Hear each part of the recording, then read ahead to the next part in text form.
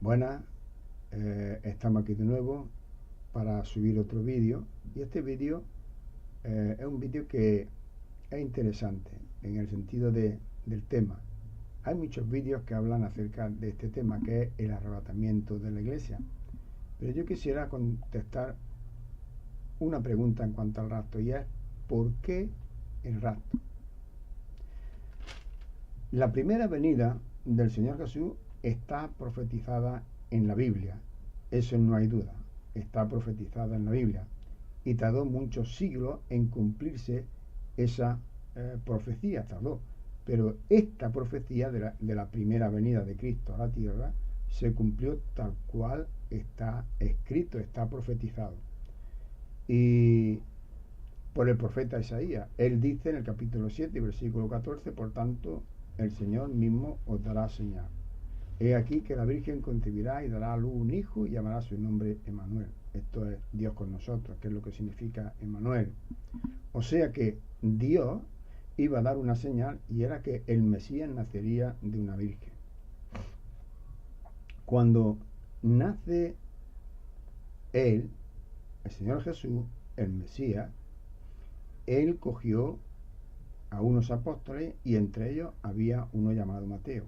Y este Mateo escribe su evangelio, que es el evangelio de Mateo, tiene que redactar en su evangelio esta verdad revelada por el profeta Isaías, para que Israel pueda ver y pueda creer en la profecía de Isaías que María no había fornicado, sino que era una virgen que había concebido por obra del Espíritu Santo. Así que, ¿qué era lo que se decía de María? El rumor que había no era bueno. De hecho, a Jesús le llamaron de manera indirecta hijo de fornicación. De manera indirecta. Mateo capítulo 1, cuando escribe su evangelio, es interesante porque si os fijáis en el libro, en el evangelio de Mateo, ¿cómo empieza su libro? Empieza con algo que la mayoría de creyentes ni siquiera se han entretenido en estudiar, lo que es la genealogía del Señor Jesús, capítulo 1, del 1 al 17, y seguidamente, en el versículo 18, habla acerca del nacimiento de Jesús, cómo fue el nacimiento de Jesús.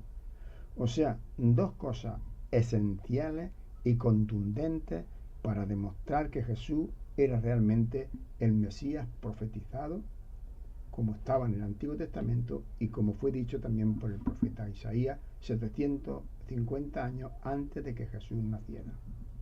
Por lo tanto, cuando él habla de la genealogía en el capítulo 1, está demostrando que Jesús viene del linaje real, que es verdaderamente el hijo de la promesa hecha a Abraham. En tu simiente serán benditas todas las familias de la tierra, refiriéndose al Señor Jesús. Por lo tanto, ve la genealogía, que era descendiente de reyes. Él era el que pertenecía el trono a Israel en ese tiempo también, ya que el que estaba gobernando era un intruso. Era Herodes, que era idumeo, no era ni siquiera judío auténtico. Entonces, precisamente él, Herodes, cuando se entera que nació el Mesías, el rey de los judíos, por eso es que da la orden de matar y asesinar a todos los niños de 2 años, arriba o abajo. ¿Por qué da esa orden? Porque él sabía que él no era judío, ni le pertenecía al trono, no venía de la línea de David, no venía de la línea de los reyes de Israel. Por lo tanto, era un intruso y cuando éste naciera, o sea, se hiciera grande, podía destronarlo. Por eso es que manda matar. Y eso es historia, querido amigo. Eso es historia, eso está ahí. Entonces, Mateo escribe la genealogía de Jesús demostrando que era el Mesías prometido a Abraham, el Mesías prometido y el rey prometido también a David. Y luego cuenta cómo era el nacimiento de Jesús. Y dice el versículo 22 y 23, todo esto se aconteció para que se cumpliese lo dicho por el Señor por medio del profeta cuando dijo, he aquí que la Virgen concebirá y dará a un hijo y llamará su nombre Emmanuel, que traducido es Dios con nosotros. Si alguno queréis leerlo, se encuentra en Mateo 1, del 18 al 25 podéis leer, y ahí veréis todo el relato en cuanto al nacimiento del Señor Jesús. Ahora, ¿qué era? Hemos dicho anteriormente lo que se rumeaba, lo que se hablaba en cuanto a María. El rumor que había no era bueno, que de hecho ya a Jesús le llaman hijo de fornicación de manera indirecta. No le dijeron, tú eres un hijo de fornicación, pero indirectamente sí se lo dijeron. En Juan capítulo 8, versículo 41, Jesús hablándole a los judíos de que no eran realmente como tenían que ser, que no eran hijos de Dios, aunque fueran hijos o descendientes de Abraham, dice, vosotros hacéis la obra, en Juan 8:41, vosotros hacéis la obra de vuestro padre. Entonces le dijeron los judíos, nosotros no somos hijos nacidos de fornicación. ¿Qué les quisieron decir ellos a Jesús con esa palabra? O sea, nosotros no somos hijos de fornicación. En este caso, como tú, porque era lo que se rumeaba en aquella época en cuanto a Jesús, en cuanto a la familia de José, que seguramente María había fornicado, ¿no? Por lo tanto, dice, nosotros no somos hijos de fornicación. Un padre tenemos que es Dios.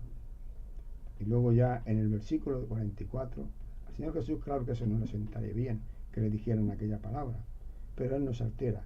Ahora, luego sí le dice en el versículo 44 quién era el padre de ellos, porque ellos decían que su padre era Abraham, y entonces Él les dijo en el versículo 44 de Juan 8, dice, vosotros sois de vuestro padre el diablo, y la obra de vuestro padre queréis hacer.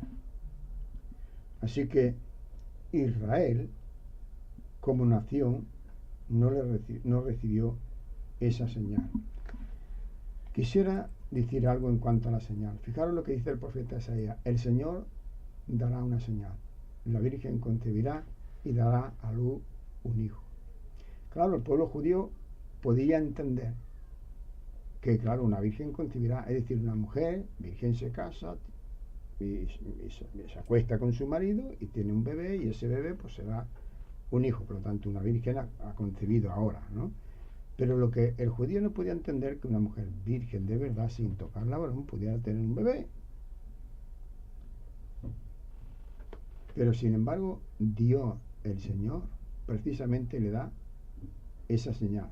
Lo imposible, lo que el hombre y la mujer en aquella época no podían hacer, Dios lo iba a hacer. Una mujer virgen que no lo ha tocado varón va a dar a luz un hijo, y esa es la señal de que ese es el Mesías. Sin embargo, Israel, como nación, no recibió esa señal. Por eso no nos extrañe, querido amigo y hermano, que Jesús le llame ciego, como escribe el mismo profeta Isaías, que el pueblo oye pesadamente y no entienden y son ciegos. En Mateo capítulo 13, versículo 13 al 15, ahí lo dice. Por eso no nos extraña que él le diga que son ciegos. El pueblo veía, el pueblo oía a Jesús. O sea que literalmente no eran ciegos, ni eran sordos, porque ellos veían a Jesús y oían a Jesús, pero no entendían, no recibieron la verdad de la profecía escrita, no reconocieron la señal del Señor por el profeta Isaías. Y el pueblo, junto con los fariseos, los saduceos, los sacerdotes, los escribas y el Sanedrín en su conjunto, asesinaron a su Mesías esperado.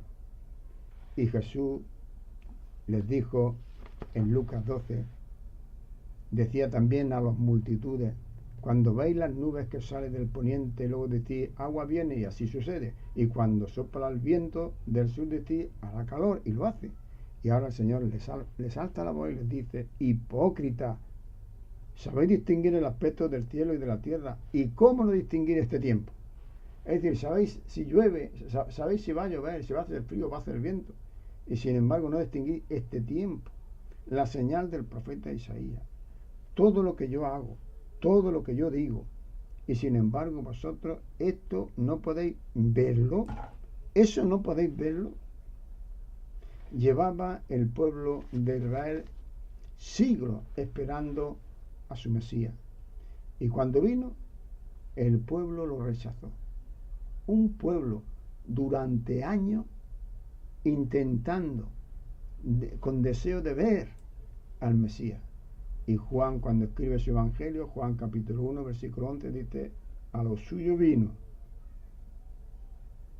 y los suyos no les recibieron. A los suyos vino y los suyos no les recibieron. Tremendo. Y no solo no lo recibieron, sino que lo torturaron, se burlaron y lo asesinaron. Y en Marcos 14, versículo 65 dice: y algunos comenzaron a escupirle y a cubrir el rostro y a darle de puñetazos y a decirle: profetiza. Y los alguaciles le daban de bofetadas. Pero todavía en Mateo 27, del 26 al 31, dice algo más. En aquella época había un pudor tremendo en las personas honradas y con educación y con orden. Y Jesús era alguien no sin pecado ya en ese sentido, sino inmaculado y perfecto. En aquella época la desnudez era algo vergonzoso, ver la desnudez. Es más, bíblicamente estaba prohibido, ¿no? Y imaginaros al Señor Jesús cuando dice el texto de Mateo 27, 26 al 31, desnudándole, le pusieron el manto encima. Antes de echarle el manto, él quedó desnudo.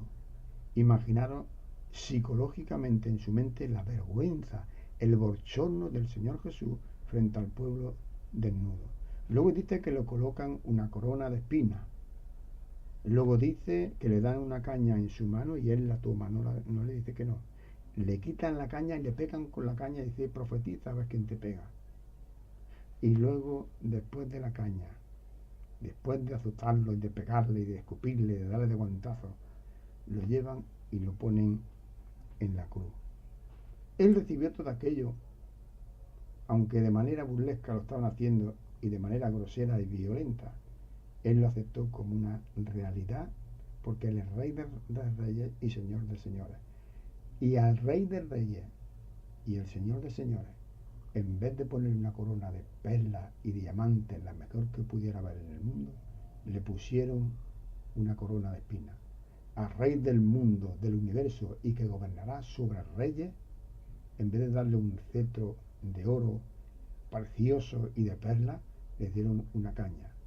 Y al Rey que gobernará un día por toda la eternidad, en vez de un trono, lo sentaron y lo pusieron sobre una cruz.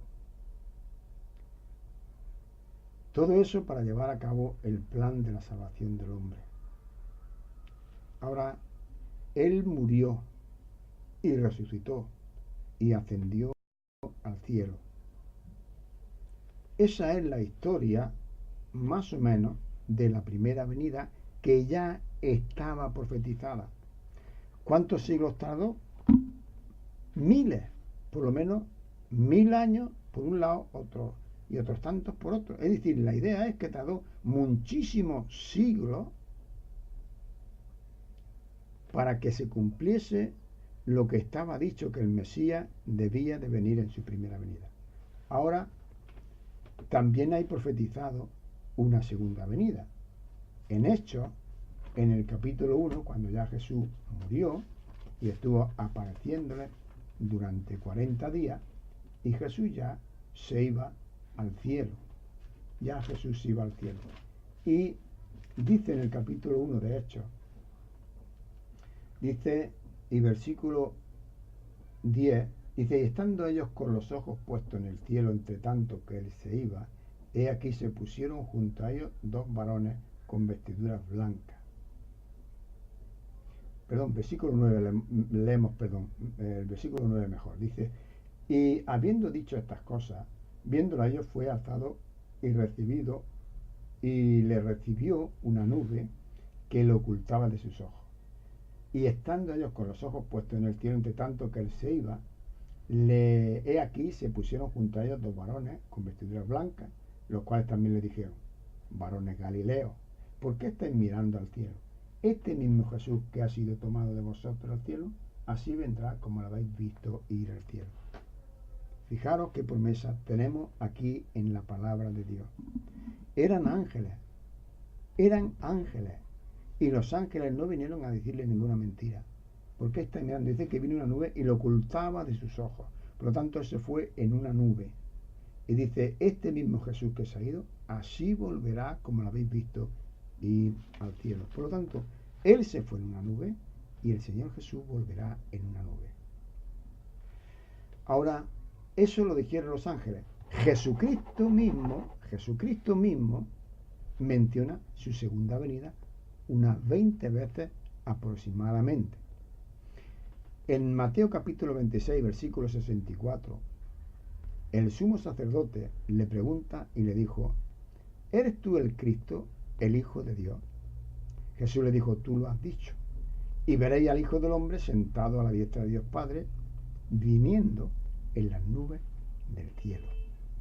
O sea, dice que lo veréis viniendo en las nubes del cielo.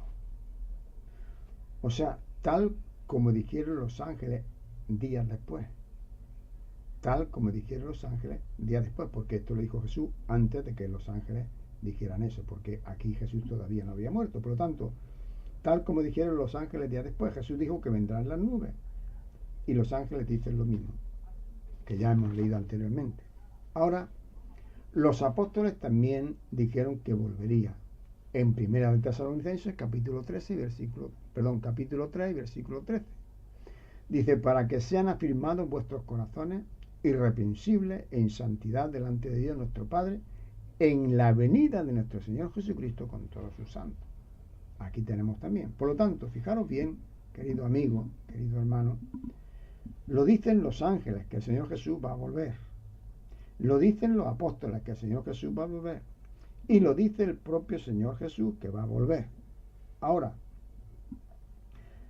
la promesa de que Él va a volver quiere decir entonces que no solamente la Biblia habla de una venida, sino que hay más venidas. En este caso, habla de una segunda venida. En este caso. Ahora, ¿hay algo profetizado en los profetas? Sí, hay algo profetizado en cuanto a sus salidas del cielo. No una salida, sino varias salidas. En Miqueas capítulo 5, versículo 2, hace profecía refiriéndose al Señor Jesús y dice, pero tú, Belén Efrata, pequeña para estar en las familias de Judá, pero tú, Belén Efrata, pequeña para estar en las familias de Judá, de ti me saldrá el que será Señor en Israel, y sus salidas son desde el principio, desde los días de la eternidad. O sea, el profeta Miqueas, uno de los profetas menores, habla de las salidas del cielo del Señor Jesús, que dice que sus salidas son desde el principio, desde los días de la eternidad. Fijaros bien, desde los días de la eternidad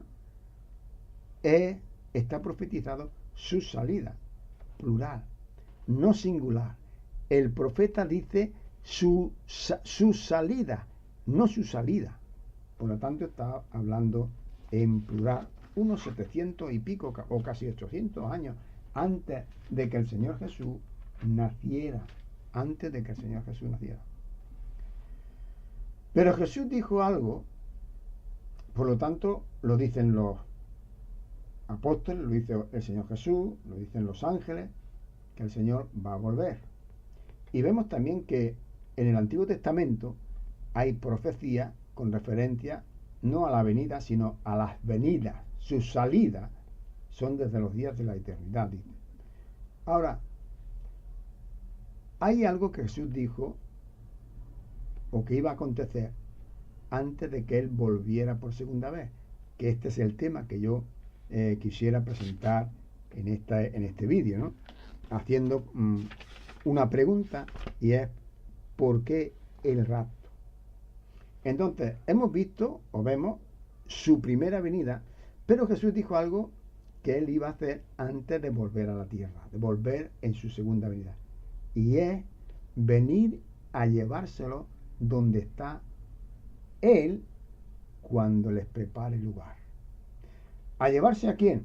A todos los que han creído desde el día primero que Él vino. Es decir, en su primera venida Él vino y dio un mensaje para que la gente lo entendiera, lo creyera y lo recibiera en su corazón. Y todos estos que lo recibieran y lo creyeran serían los súbditos que reinarían con Cristo cuando vuelva por segunda vez.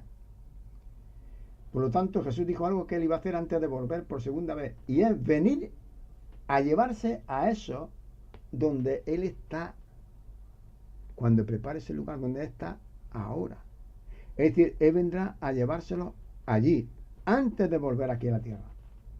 Porque cuando Jesús empezó a hablarle a ellos acerca de la muerte y que tenía que morir y todas estas cosas, ellos se quedaron un poco... Fue algo complejo en el sentido para ellos, como que este hombre que es el Hijo de Dios, como que el que es Rey de Israel, que va a reinar, y dice que se va a morir y que lo van a matar, o que no lo entendían. Y entonces, en Juan capítulo 14, versículo 1 al 3 dice: no se turbe vuestro corazón, creéis en Dios, creed también en mí.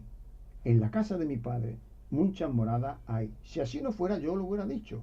Voy pues a preparar lugar para vosotros. Y si me fuere y os prepararé lugar, vendré otra vez y os tomaré a mí mismo, para que donde yo estoy, vosotros también estéis. Eso es la promesa del Señor Jesús. Que Él va a volver para llevárselo ¿a dónde? A donde Él está. Por lo tanto, dice que vendrá y los tomará para que estén con Él. Y la segunda venida no es para llevárselo, es para traerlo, no para llevárselo. Y Cristo reinará sobre la tierra en su segunda venida. Y lo hará desde Jerusalén y pondrá sus pies en el monte de los olivos en su segunda venida. Por lo tanto, quisiera que entendiéramos esto. Cuando Jesús viene por segunda vez, viene a reinar y establecer su reino. Pero sin embargo, Él está diciendo que viene y se los lleva. Por lo tanto, se los va a llevar, que ese es el tiempo, que en otro mensaje ya lo daremos, es un tiempo de 7 años, es un tiempo de gran tribulación que habrá en la tierra. Por eso es que Él se los va a llevar. Por eso el texto dice que vendré, tomaré para que estéis donde yo estoy. Por lo tanto, eso no es la segunda venida, porque se los lleva. Eso no es segunda venida. Luego dice que en su segunda venida viene para reinar y estar aquí con ellos sobre la tierra. Por lo tanto, reinará sobre la tierra en su segunda venida y lo hará desde Jerusalén y pondrá sus pies sobre el monte de los olivos, porque así está profetizado ya en el Antiguo Testamento por el profeta Zacarías, uno de los profetas menores, en Zacarías capítulo 14 y versículo 4, que dice: y se afirmaron sus pies en aquel día sobre el monte, y se afirmarán sus pies en aquel día sobre el monte de los olivos, que está enfrente de Jerusalén, al oriente y al occidente. Eso dice el profeta Isaías. Es decir, que cuando Él venga, ¿dónde se fue? ¿De dónde se fue? Del monte de los olivos. Y aquí dice que pondrá sus pies en el monte de los olivos. O sea, qué tremendo. Después de asesinarlo, después de morir y resucitar, la última conversación que tuvo fue con sus 12 apóstoles en ese lugar que él apreciaba tanto, donde él iba muy frecuente a orar allí, en aquel huerto, en el monte de los olivos. Y de allí fue cuando Jesús se va al cielo, y dice: y así los ángeles dijeron: ¿por qué miráis al cielo? Este Jesús que ha sido tomado de vosotros, así volverá como lo habéis visto ir al cielo. Por lo tanto, va a volver en una nube y pondrá los pies de donde mismo subió cuando resucitó de entre los muertos. Pero ya no será para morir, sino para gobernar y reinar este mundo tan injusto en el cual estamos viviendo y está siendo gobernado por el hombre. Y lo vemos profetizado en Apocalipsis. O sea, eso lo vemos profetizado en Apocalipsis capítulo 20. Mirad que dice en Apocalipsis capítulo 20 y versículo 6. Bienaventurado, capítulo 20, 6, la parte B, dice: sino que serán sacerdotes de Dios y reinarán con Cristo, de Dios y de Cristo, y reinarán con Él 1000 años. Ahora, ¿dónde reinaremos? Por lo tanto, lo que dice el profeta Zacarías lo que dice el profeta Zacarías, que pondrá sus pies sobre el monte del Olivo, lo vemos profetizado también en el Nuevo Testamento. ¿Por qué? Porque lo está diciendo en Juan cuando escribe el Apocalipsis en el capítulo 20, versículo 6, la parte B del versículo. Dice, sino que serán sacerdotes, se está refiriendo a los creyentes, los que resuciten en aquel tiempo, de Dios y de Cristo, y reinarán con Él 1000 años. O sea, vamos a estar aquí en la tierra con Cristo, los 1000 años de reinado. Pero hay algo más. ¿Dónde reinaremos con Cristo? Porque dice que reinaremos. Capítulo 5 de Apocalipsis y versículo 10 dice, y nos ha hecho para nuestro Dios, rey y sacerdote, y reinaremos sobre la tierra. O sea que estaremos aquí en la tierra esta, pero la tierra regenerada, cambiada. Jesús dijo que vendrían y los tomaría para que estén con Él, es lo que hemos leído en Juan 14. Pero hace 2000 años ya. Hace 2000 años que dijo Él estas palabras. Ahora, ¿qué pasará con todos los que tuvieron la esperanza del rapto y murieron? Porque claro, desde el primer siglo hasta nuestros días han habido millones y millones de creyentes que han muerto esperando el rapto, pero que no han sido llevados. Mirad, ningún creyente, desde el primero que se convirtió al Señor Jesús, formando la iglesia, hasta el último, cuando llegue el momento del arrebatamiento, ninguno perderá el arrebatamiento de la iglesia. ¿Lo dice la Biblia? Sí, lo dice la Biblia. Ninguno se va a perder el arrebatamiento de la iglesia, aunque esté muerto. ¿Dónde lo vemos eso? En Primera de Tesalonicenses, capítulo 4, versículo 16 y versículo 17. Dice, porque el Señor mismo, con voz de mando, con voz de arcángel y con trompeta de Dios, descenderá del cielo. Y fijaros bien ahora lo que dice. Y los muertos en Cristo resucitarán primero. Es más, los muertos no es que van a perderse el rapto, no, es que van a ser primero que los que estamos vivos, los que estemos vivos. Porque dice que los muertos en Cristo resucitarán primero. Por lo tanto, los que van a ser transformados primero, los que van a salir de las tumbas van a ser los muertos en Cristo. Dice, y luego nosotros, los que vivimos, los que hayamos quedado, seremos arrebatados juntamente con ellos en las nubes. Por lo tanto, no precederemos a los que durmieron, sino que los muertos en Cristo resucitan y ascienden al cielo, ascienden al cielo, y los que están vivos juntamente son transformados los cuerpos y suben juntos para recibir al Señor en el aire. Dice, luego nosotros los que vivimos, los que hayamos quedado, seremos arrebatados juntamente con ellos en las nubes. Jesús vino en una nube y dice que nosotros lo recibiremos, seremos arrebatados juntamente con ellos en las nubes para recibir al Señor en el aire. Y así estaremos siempre con el Señor. Es decir, que una vez que venga el arrebatamiento de la iglesia y nos vayamos con el Señor Jesús, estaremos ya siempre con el Señor. O sea, nunca más la iglesia se separará del Señor. Siempre estaremos con el Señor. ¡Qué maravilla cuando llegue ese momento, oh Señor! Nunca más se separará el creyente del Señor Jesús. Ya no va a haber más injusticia, y ya no va a haber más pecado, ya no va a haber más egoísmo. Siempre al lado del Señor Jesús. A pesar que ya algunos no solo no hablan de este tema del arrebatamiento, sino que niegan el rapto, el Señor ha dicho que vendrá para llevarnos con Él. Hay algunos vídeos de personas que no solamente no predican precisamente de eso, del arrebatamiento de la iglesia, que es la esperanza de la iglesia, porque ¿qué esperanza es la que tenemos nosotros? ¿De morir? No. ¿De la segunda venida? No. Nosotros tenemos la esperanza del arrebatamiento de la iglesia. Es lo que estamos esperando, que el Señor venga para llevarnos. Sin embargo, hay personas que están negando por el dinerito, por el dinero. Están negando, o sea, no solamente no hablan del rapto, sino que están negando el rapto. El Señor ha dicho, a pesar de lo que estos digan y crean, a pesar de lo que ellos digan, el Señor ha dicho que va a venir para llevarse a su iglesia con él al cielo. Según Pablo, según el apóstol del Señor, Jesús desciende del cielo para resucitar los cuerpos de los creyentes. Uno.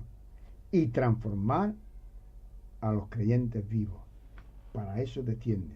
Ahora, ¿con qué propósito?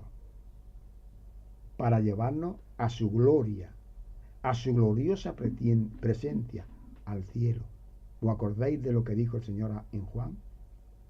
No se turbe vuestro corazón y tenga miedo. En la casa de mi Padre muchas moradas hay. Voy pues a preparar lugar para vosotros. Y como ya lo preparó, viene para llevarnos a su gloriosa presencia, al cielo, a ese lugar que es real y que existe, y estar con él, pero ya para siempre. El rapto es la esperanza de la iglesia. ¿Cómo algunos pueden hoy reírse de eso, de esa enseñanza tan esperada, anhelada y deseada por la iglesia? Y por el mismo Espíritu, porque dice que la iglesia dice ven y el Espíritu dice ven, sí ven, Señor Jesús. No solamente la iglesia, sino el Espíritu Santo dice ven. O sea, el rapto es la esperanza de la iglesia.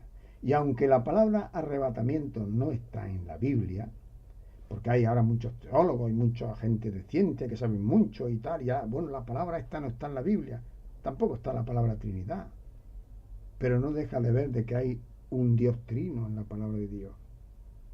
Por lo tanto, aunque la palabra arrebatamiento no está en la Biblia, el concepto, y esto quisiera matizarlo, es decir, que aunque como algunos dicen, o muchos dicen, que la palabra arrebatamiento no está en la Biblia, el concepto del arrebatamiento está presente con toda claridad, evidencia y contundencia en la palabra de Dios, la Biblia.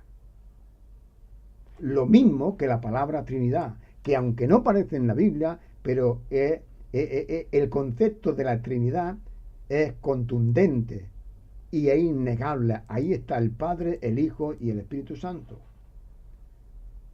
La palabra arrebatado, aunque no esté el arrebatamiento, pero la palabra arrebatado en Primera de Tesalonicenses capítulo 4 y versículo 17 viene del griego arpaja, no sé pronunciarlo bien, arpageso, no sé qué, está en griego, o sea, la palabra de Primera Tesalonicenses 4:17 viene del griego, que significa arrancar, tomar, asir, de repente, o sea, coger a la persona de repente, de pronto, quitarla rápido, o trasladar de un lugar a otro. También se emplea para significar el rescate de alguien de un peligro. Y esto lo vemos en Hechos capítulo 23, versículo 10. Dice 23:10 de Hechos, que habiendo grande disensión, el tribuno, teniendo temor de que Pablo fuese despedazado por ellos, es decir, había un tumulto allí entre fariseos y no fariseos y tal, y entonces la policía que había se dio cuenta de que el pueblo va a asesinar a Pablo. Por eso dice el texto de Hechos 23:10, dice, y habiendo grande disensión, el tribuno, teniendo temor de que Pablo fuese despedazado por ellos, mandó que bajasen soldados y lo arrebatasen de en medio de ellos y le llevasen a la fortaleza. Por lo tanto, arrebatar también se emplea para significar o dar a entender el rescate de alguien de un peligro. Y en este caso fue arrebatado, que es sacar, la palabra arrebatado es sacar de pronto, quitar del medio de pronto, porque viene un peligro. Y en Judas, en la carta de Judas, en el versículo 23 dice, a otros salvad, arrebatándolos del fuego. ¿Y cómo se arrebata del fuego a una persona? Se le entra, se le pide por favor, ¿puede salir usted? O se le coge aunque sea de los pelos del vestido y le tira y lo saca de allí. Porque hay algo que la puede fulminar, quemar, achicharrar. Ahora, ¿cuál es uno de los motivos por qué llevará el Señor Jesús? ¿Cuál es uno de los motivos por los cuales llevará al Señor Jesús a la iglesia. Que ahí es donde está la pregunta. ¿Por qué el rapto? Mira, Juan el Bautista, que prácticamente no enseñó doctrina, que prácticamente no sabía nada, no hizo ni un milagro ni siquiera. Sin embargo, a él dice que vino toda Judea. En Mateo capítulo 3, versículos 6 al 8, dice que venía él prácticamente de toda Judea y a su alrededor. Dice capítulo 3, versículos del 6 al 8. Dice, capítulo 3, versículo del 5 al 8, dice, y salía a él Jerusalén y toda Judea y toda la provincia de alrededor al Jordán, y eran bautizados por él en el Jordán, confesando sus pecados. Al ver él que muchos de los fariseos y de los saduceos venían a su bautismo, él le dijo, sabiendo él que venían muchos de los fariseos y saduceos a su bautismo, les decía, generación de víboras, ¿quién os enseñó a huir de la ira venidera? O sea, imaginaros que ahora alguna persona que habla del Evangelio a una multitud y viene mucha gente y se entregan al Señor, se bautizan, ¿cómo le hablaríamos? Pues nos daría mucho gozo, la abrazaríamos, etcétera, etcétera. Sin embargo, aquí Juan el Bautista le dice generación de víboras, o sea, le llama víboras. ¿Cómo se puede entender eso? Precisamente porque ellos venían huyendo de la ira que tenía que venir sobre el mundo entero. Por eso dice Juan el Bautista, ¿quién os enseñó a huir de la ira venidera? O sea, creían que por mojarse en el río podían escapar de la ira que debía de venir. ¿Por qué?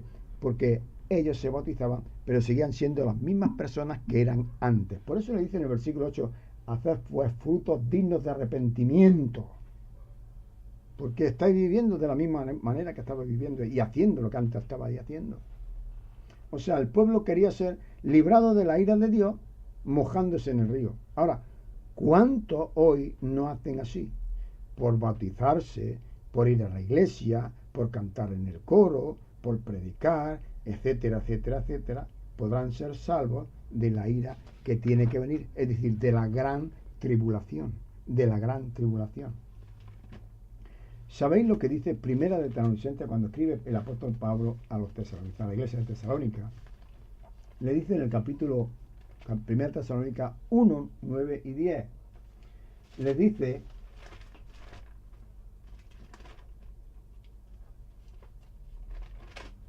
Primera Tesalonicenses capítulo 1, versículo 9 y 10.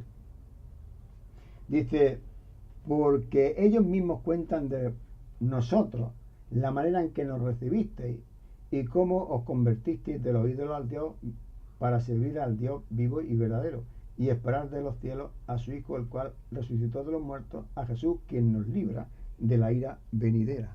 Por lo tanto, el apóstol Pablo está enseñándole a los tesalonicenses que ellos se volvieron de los ídolos a Dios y esperando a Jesús, que va a venir para librarlo de la ira venidera, porque lo dice el versículo 10, dice, y esperar del cielo a su Hijo.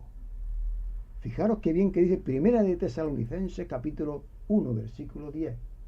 Dice, en el versículo 9 dice que cómo cuentan de cómo os convertiste de los ídolos a Dios para servir a Dios vivo y verdadero. Y dice, y esperar de los cielos a su Hijo.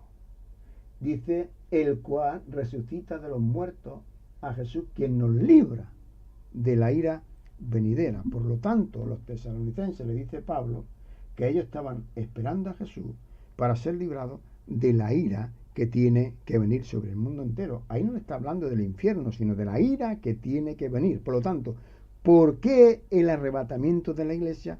¿Por qué la iglesia anhela y desea el arrebatamiento? Porque la iglesia, una vez que se la lleve el Señor Jesús, será librada de la ira que tiene que venir sobre el mundo entero. Y uno de los motivos esenciales, contestando a la pregunta ¿por qué el arrebatamiento?, es porque Dios le ha placido librar a la iglesia de la ira que tiene que venir sobre el mundo entero. Por eso es que la iglesia es arrebatada, llevada al cielo el tiempo de la gran tribulación. Así que Pablo les dice que se volvieron de los ídolos a Dios para servirlo y esperar a su Hijo, el cual los libra de la ira que está por venir. Ahora quisiera leer un texto que es bastante bueno en cuanto a ese tema de librarnos de la ira que ha de venir. Y el texto se encuentra en Apocalipsis capítulo 3 y versículo 10. Fijaros bien en el texto. Dice: por cuanto has guardado la palabra de mi paciencia, yo te guardaré. Perdón. Por cuanto has guardado la palabra de mi paciencia, yo también te guardaré de la hora de la prueba que ha de venir sobre el mundo entero para probar a los que moran en la tierra. O sea, aquí está hablando de la prueba que viene sobre el mundo entero, es decir, de la gran tribulación, de lo que dijo el Señor Jesús, que será día de tribulación que no ha habido ni habrá desde que los hombres ha habido gente en la tierra. O sea que en esa época será la época más terrible que ha vivido el ser humano y la tierra. Es decir, que será un tiempo que la raza humana no la ha vivido nunca. Será el único tiempo en el que realmente el mundo va a ver la tribulación que nunca se ha visto en toda la historia de la humanidad. Ahora, ¿por qué será eso? Mirad, ha habido la Primera Guerra Mundial, ha habido la Segunda Guerra Mundial, ha habido guerras civiles, ha habido desastres tremendos, hambre, pues todo eso será como un simple resfriado a lo que tiene que venir sobre el mundo entero. Y el Señor nos quiere llevar precisamente para ser librados de eso. Así que Pablo dice que se volvieron del oído a Dios para esperar al Señor que lo libre de la ira que ha de venir. Y aquí dice claramente que porque nos libra de la hora de la prueba que ha de venir. Esto es interesante. El texto dice que nos libra de la hora, no en la hora de la prueba. Porque si nos librara en la hora de la prueba, quiere decir que nosotros estaríamos ahí. Y entonces, estando ahí, Él nos va a librar en la hora de la prueba. O sea, ha llegado la prueba, por lo tanto nos libra en la hora de la prueba y nos va a librar. Pero el texto no dice eso. El texto dice que nos libra de la hora de la prueba que ha de venir. Por lo tanto, quiere decir que nosotros estaremos fuera. O sea, que dice que por cuanto habéis guardado la palabra de mi paciencia, yo también te guardaré de la hora de la prueba que ha de venir sobre el mundo entero. No en la hora, porque si fuera en la hora, estaríamos ahí. Él nos libra de la hora y no en la hora de la prueba. Si nos librara en la hora de la prueba, estaríamos dentro, pero nos libra de la hora de la prueba. Por lo tanto, estaremos fuera. ¿Y dónde estaremos? No estaremos muy cerca. Estaremos a algunos kilómetros de aquí. ¿Cuántos? No lo sé. Yo solo sé el lugar, pero los kilómetros que hay no lo sé. El tercer cielo. Gloria a Dios por ello. Y ojalá el Señor viniera pronto ya para salir de este mundo en el cual cada vez se está hundiendo más en la inmundicia, en el lodo de la corrupción y la violencia. Pero dice que nos libra de la hora. Por eso no estaremos dentro, sino fuera, como ya he dicho. Estaremos a muchos kilómetros, como también he dicho, de aquí. Y he dicho que en el tercer cielo. Romanos capítulo 5 y versículos 8 y 9. Romanos 5, 8 y 9.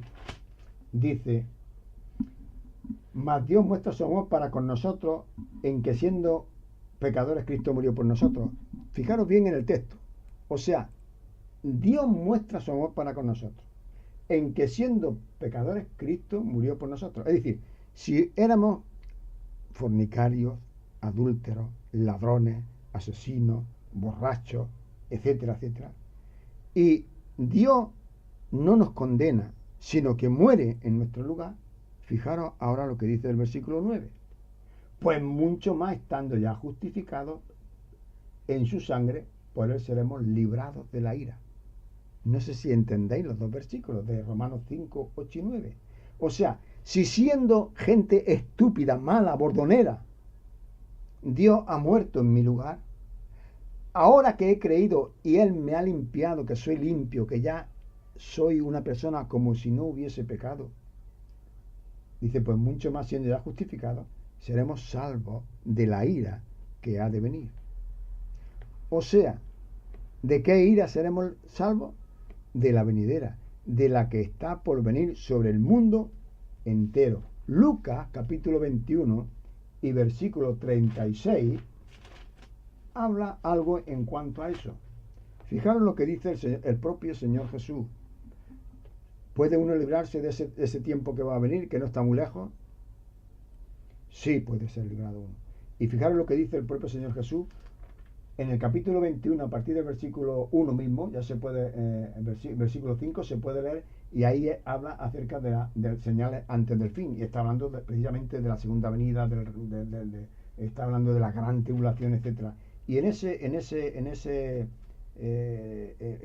charla que tiene en cuanto a la venida del Señor, dice en Lucas 21, el versículo 36, velad pues en todo tiempo orando, que seáis tenidos por dignos de escapar de todas estas cosas que vendrán y de estar en pie delante del Hijo del Hombre, o sea, del Hijo de Dios.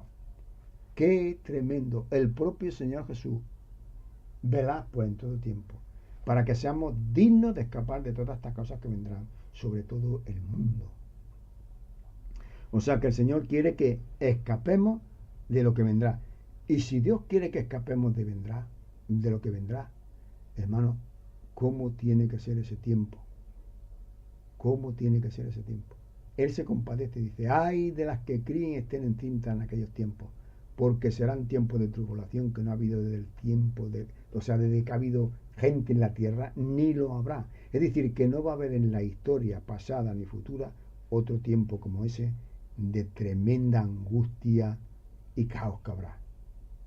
Porque es terrible. O sea, el Señor quiere que escapemos de lo que vendrá, porque es terrible y espantoso. Y Él quiere librarnos de eso que vendrá. Hay un texto en el Antiguo Testamento que se puede interpretar como un futuro rapto. Yo no sé, los teólogos, lo que podrán decir en cuanto a esto que voy a leer ahora, pero que tiene mucha similitud en cuanto al arrebatamiento de la iglesia, el periodo que la iglesia va a estar escondida, entre tanto que pasa la indignación del Señor. Mirad lo que dice en Isaías capítulo 26 y versículo a partir del 18. Dice Isaías 26, 20. No, Isaías 26, vamos a empezar a leer del 18. Isaías 26, 18 al 21. Dice, concibió, tuvimos dolores de parto, dimos a luz viento, ninguna liberación hicimos en la tierra, ni cayeron los moradores del mundo. Pero mirad lo que dice ahora, tus muertos vivirán, sus cadáveres resucitarán, despertad y cantad moradores del polvo, porque todo rocío es cual rocío de la hortaliza y la tierra dará sus muertos. No sé si está hablando de manera espiritual, pero yo lo entiendo como manera literal, porque va a haber un día que van a resucitar los muertos. Y dice que la tierra dará sus muertos. Y ahora fijad lo que dice a los muertos que dé la tierra cuando resucite el pueblo de Dios, y dice, anda pueblo mío, entra en tu aposento, cierra tras ti tus puertas, escóndete un poquito.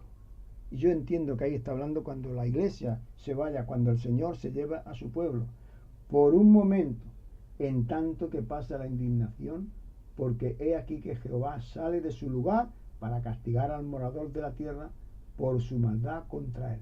Y la tierra descubrirá la sangre derramada sobre ella y no encubrirá ya más sus muertos. Tremendo. Por lo tanto, el Señor se lleva a su pueblo, a la iglesia del Señor, al cielo, y aquí pasará algo tremendo. Ahora, para ser librado, una respuesta a la pregunta, ¿por qué somos arrebatados? ¿O por qué el arrebatamiento? Esa es la pregunta que hemos hecho, y es la que de alguna manera estoy contestando con la palabra de Dios. ¿Para qué el arrebatamiento? Uno de los motivos del por qué el arrebatamiento es para ser librado de la gran tribulación que tiene que ser o tiene que venir sobre el mundo entero. Proverbios capítulo 11 versículo 8 dice, el justo es librado de la tribulación, mas el impío entrará en lugar suyo. El arrebatamiento no será algo nuevo, Es decir, cuando llegue ese momento, el arrebatamiento no será algo nuevo. ¡Ay, esto nunca ha pasado! No, es algo que ya ha ocurrido a personas en el pasado también en la Biblia. Por ejemplo, la palabra de Dios enseña que Enoc fue arrebatado, Elías fue arrebatado, Pablo fue arrebatado, Felipe fue arrebatado, Jesús fue arrebatado. En el futuro todavía también, la Biblia dice en Apocalipsis 11, creo que vienen dos testigos, dice que morirán, pero al tercer día, o lo matarán, mejor dicho, al tercer día resucitarán y también ascenderán, serán arrebatados. Y luego también la iglesia será arrebatada. Por lo tanto, la palabra del Señor, aunque habla de un arrebatamiento futuro, pero no quiere decir que eso no ha ocurrido nunca. Lo que pasa que no ha sido a nivel nacional, mundial, sino a nivel personal han habido arrebatamientos. Como he dicho, en el Génesis dice que Enoc fue arrebatado, se lo llevó el Señor para no ver muerte. Elías fue arrebatado, Pablo fue arrebatado y fue al tercer cielo. Lo que pasa es que se volvió y dio testimonio de ese lugar. Felipe, que estaba, no recuerda en el sitio que estaba, y fue arrebatado y fue de ese lugar y apareció en otro lugar que me parece que era Azote o algo así, o Jope, no sé qué. O sea, fue arrebatado de allí y puesto en otro lugar. Eso fue Felipe. Jesús fue arrebatado también, en ese sentido se lo llevó el Señor en el aire, al cielo. Los dos testigos en Apocalipsis 11 también serán arrebatados y serán al cielo.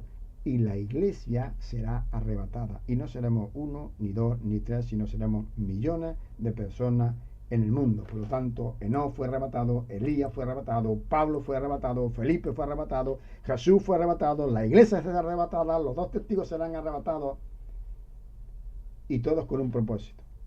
Fíjate que dice que Enoc fue arrebatado para que no viera la muerte. Era tan justo delante de Dios que Dios no quiso ni que sufriera la luz de la muerte. Pues ahora, como el Señor Jesús, o Dios el Padre, nos ve también ahora limpio y justo por la sangre del Señor Jesús, tampoco quiere que suframos el dolor de la gran tribulación que tiene que venir sobre el mundo entero.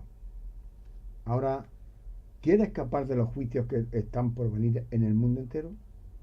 Solo tienes que venir a Jesús y recibirlo en tu vida, en tu corazón, como tu Señor y Salvador. Pedir perdón por tu pecado y decirle: Señor, creo que tú veniste, que moriste, que resucitaste por mi pecado, por mi maldad, y yo he creído, Señor, que tú has venido, que has muerto, te has ido, pero que vas a volver a recoger a tu iglesia, Señor, y yo quiero ser librado de la gran tribulación, y te pido que me perdones mis pecados, Señor, y te recibo en mi corazón como mi Salvador y Señor. En tu nombre, Señor, perdóname. Y el Señor va a obrar en tu vida y te va a poner en ese libro en el cual no podrá ser borrado. ¿Y sabes lo que dice? Y acabo con esto, en Lucas 21:36. Velad pues en todo tiempo, orando que seáis tenidos por dignos de escapar de todas estas cosas que vendrán. Que el Señor os bendiga y os dé luz y entendimiento para que veáis esta verdad y no hagáis más caso a los charlatanes que se ríen de esta verdad y esta doctrina que está plasmada en la Biblia. Que el Señor os bendiga y el Señor venga pronto. Amén.